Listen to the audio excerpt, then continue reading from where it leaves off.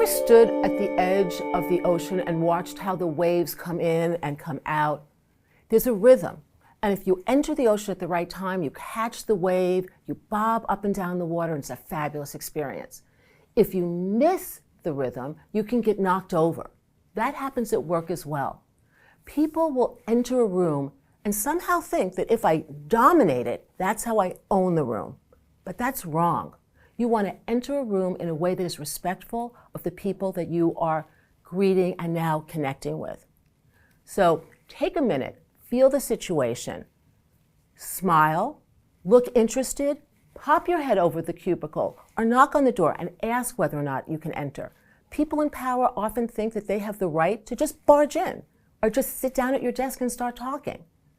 It can be very subtle, but it can be very destructive. So I encourage people to know how to enter, to ask for permission, to make a bit of small talk, to make eye contact, to see everybody, to learn the names of the people that are around you, to prepare in advance so that you know what you're walking into, and to often bring what I call conversational gifts to ready the interaction, to demonstrate your curiosity and your investment in a good outcome. So conversational gifts are ways in which I'm going to help you be smarter or better informed as a result of the interaction with me. Are you somebody who I know in the context of being a banker, but on the other hand, I've done a little research and I see that you like horses. Let me come in and tell you a little bit about something that I've just read, a book or an article that has to do with things that I have noticed are of interest to you.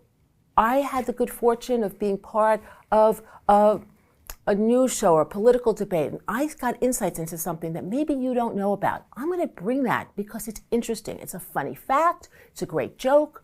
Something that's going to smooth the opening when I meet somebody, but also provide a gift to them so that they have something they didn't have before. Because I've scanned the universe, I've looked for things that might be helpful and interesting to somebody else. One of the people who taught me a lot about how to enter is a professional clown.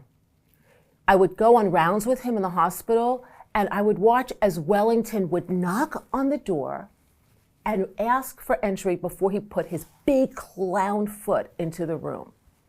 And people lying in bed, ill, unhappy, would smile. They would be happy recipients of his visit. By contrast, the doctors and nursing staff would just walk in, barging into what is somebody's private space, even if it's a public hospital. And the feeling is one of incredible helplessness and disrespect.